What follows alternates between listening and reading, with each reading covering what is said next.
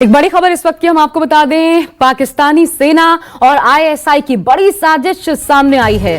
सूत्रों से पता चला है कि जम्मू कश्मीर में तैनात जवानों के राशन में जहर मिला सकती है पाकिस्तानी खुफिया एजेंसी आईएसआई और पाकिस्तानी सेना।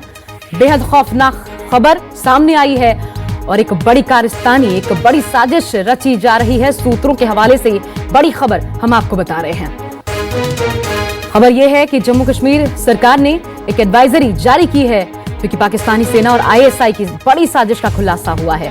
खुलासा यह कि पाकिस्तानी सेना आईएसआई राशन में, जवानों के राशन में, जम्मू कश्मीर में जवानों के राशन में जहर मिलाने की साजिश रच रही है। ये बहुत बड़ा खुलासा है, बहुत खौफनाक, और एक बड़ी साजिश का पर्दाफाश किया गया है जिसको लेकर के एडवाइजरी जारी की गई है। हमारे साथ तीन खास मेहमान भी लगातार स्टूडियो में मौजूद हैं। सर, ये संभव है इस तरीके की हरकतें क्या पाकिस्तान इस वक्त कर सकता है? देखिए, पाकिस्तान के करने के लिए कुछ भी हो सकता है इस वक्त, जिसको कहते हैं कि अगर आदमी एकदम से बेसहारा होता है, उसको कुछ नहीं सूझ रहा होता कि कहाँ वो अपना बचाव करे, तो कुछ भी प्रैक्टिकल इम्प्रैक्टिकल मेजर्स ले सकता है। पाकिस्तान ये मेजर ले सकता है, इसमें कोई डाउट नहीं। लेकिन मेरे ख्याल से हमारी आर्मी इतनी सक्षम है कि जवानों के राशन में अगर मिलाया जाता तो पूरा मिला करके मेस में उनको खाना दिया जाता है, और मेरे ख्याल से वहां पर ऐसा कुछ होगा। और नहीं है तो होना चाहिए कि खाना परोसने से पहले उसका उसके टेस्टिंग की जाए किसी के द्वारा। तो ये मेरे ख्याल से ऐसा होगा, और इसलिए इसमें कोई ऐसी शंका की बात नहीं। सुदान सिंह जी, वो स्टेप हम क्या उठाएं? वो स्टेप क्या हो कि ऐसा करना तो दूर सोच तक ना पाए, क्योंकि ये पीस जेस्चर की बात करते हैं, ये कहते हैं हम वॉर नहीं चाहते, फिर ये क्या है? देखिए, पाकिस्तानी सेना की जो कार्यशैली है और आईएसआई की कार्यशैली, एक वहां के बिगड़े मोहम्मद यूसुफ थे पाकिस्तानी आईएसआई के, जो बाद में डिफेक्ट करके इंग्लैंड चले गए। वहां उन्होंने किताब लिखी आईएसआई की वर्किंग के ऊपर।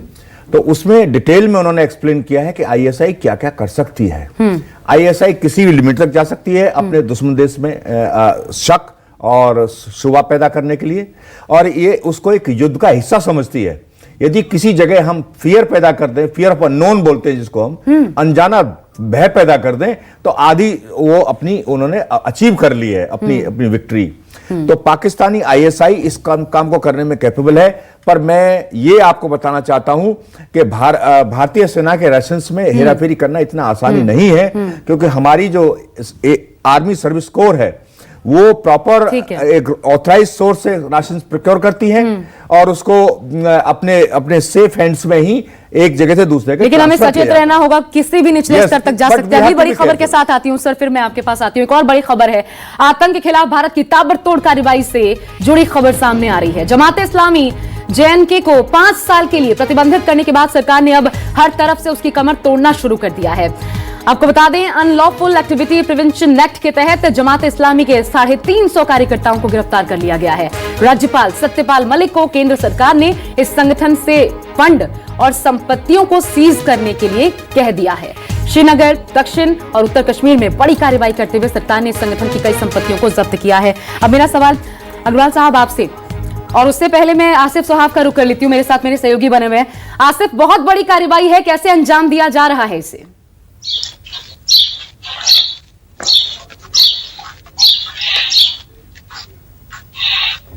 जी बिल्कुल, जिस प्रकार से मिनिस्ट्री ऑफ होम अफेयर्स की तरफ से परसों ये ऑर्डर जारी किया गया था कि 5 साल के लिए प्रतिबंध लगाया जा रहा है जमात इस्लामी के ऊपर, उसके बाद गवर्नर जो राज्यपाल यहाँ पर सत्यपाल मलिक है, उनको ये अधिकार मिला कि वो ऑर्डर करे कि इस संगठन के जो भी एसेट्स हैं जम्मू कश्मीर में उन्हें यहाँ पर सीज कर दिया जाए। और इसकी शुरुआत कल दोपहर के करीब शुरू हो गई। यहाँ जमात इस्लामी के कई दफ्तरों में छापेमारी हुई, वहां पर सीज करना शुरू कर दिया गया। कुछ मस्जिद इनकी फिलहाल लॉक कर दी गई है, और साथ ही साथ 1-2 स्कूल भी लॉक किए गए। और शाम होते होते फिर श्रीनगर और दक्षिणी कश्मीर के कुछ इलाकों में छापेमारी हुई, और कुछ जमात इस्लामी के जो मेंबर्स हैं उनके घर भी सीज किए गए। अच्छा, आम लोगों में मूड क्या है आखिर, जरा ये भी बता दीजिएगा इन कार्रवाइयों को लेकर। उसके अनुसार कल परसों से ही जो गिरफ्तारियां शुरू हुई। देखिए, जमात इस्लामी के लोगों से हमने बात की और जो स्थानीय कई लोग हैं उनसे हमने बात की। अक्सर लोगों का यही कहना है कि जमात इस्लामी जो है वो ना केवल पॉलिटिकल एक्टिविटीज से दूर थे, बल्कि वो जो है उनका कोई एफिलिएशन मिलिटेंट एक्टिविटीज के साथ नहीं है। जिस तरह का ऑर्डर आया था MHA से, तो ये केवल मजहबी जो रिलीजियस रिलेटेड इश्यूज है उनको आगे लेकर चलते थे, इनके स्कूल्स वगैरह है। ये यही कारण है कि PDP और नेशनल कॉन्फ्रेंस भी इस आदेश के खिलाफ सामने आ रही है और नेशनल कॉन्फ्रेंस ने आज बाकायदा एक धरना, एक प्रोटेस्ट इसको लेकर यहाँ पर और इसलिए मैंने ये सवाल आपसे पूछा था आसिफ। और अग्रवाल से ये कितना इंपॉर्टेंट है इस वक्त, क्योंकि आपने जाना ये मूड क्या है इन कार्रवाइयों के खिलाफ, लेकिन ये कितना जरूरी है और आतंक पर ये गहरी चोट करेगा? इस विषय पे मैं बताता हूं, लेकिन पिछले विषय पे पहले बता दूं कि ये जो आप फूड पॉइजनिंग की बात कर रहे हैं, सवाल जो आपने पूछा कि क्या ये पॉसिबल है वगैरह है नहीं, और मेरे मित्र ने उसका जवाब देने का प्रयास किया। किसी भी हद तक मेरे विचार से ये सवाल नहीं है कि काबिलियत क्या है, सवाल ये है कि जब ये सवाल खड़ा हो गया और अब हम इसको आगे फैला रहे हैं, तो भारतीय सेना और जिन लोगों को ये सुरक्षा मेंटेन करनी है उनका ध्यान बट गया और अब इस दिशा में भी ध्यान जाएगा कि इसकी और सुरक्षा करनी है। तो 50% तो पाकिस्तान का एम यही अचीव हो गया कि the threat that this can happen, ये जो एक डर है कि ऐसा भी कर सकते हैं, ऐसा भी हो सकता है, तो इसके प्रतिरोध में बचाव खड़े। लेकिन हम सर कहते हैं ना, prevention is better than cure. देखिए उस प्रिवेंशन तो उस लिहाज से तो ये जरूरी है। उस लिहाज से अगर आप हर चीज को कितना ज्यादा प्रिवेंट करेंगे। अब आप दूसरे सवाल पे आ जाते हैं। दूसरा सवाल ये जो है जमायत इस्लामी को बैन करना, और ये क्या ये केवल एजुकेशनल वो थी? भारत सरकार इस तने हुए खिंचे हुए समय में कोई ऐसा कदम नहीं उठा रही है, ना उठाएगी जो भड़काऊ होगा। तो ये इस तरीके की टिप्पणी करना कि ये सरासर गलत है और ये तो केवल एकेडमिक दुनिया में थे। भारत सरकार की खुफिया एजेंसियों के पास इतना प्रमाण अवश्य होगा कि ये चीज जब वो कर रहे हैं और कल इसके ऊपर खोजबीन होगी, आगे एक और बड़ी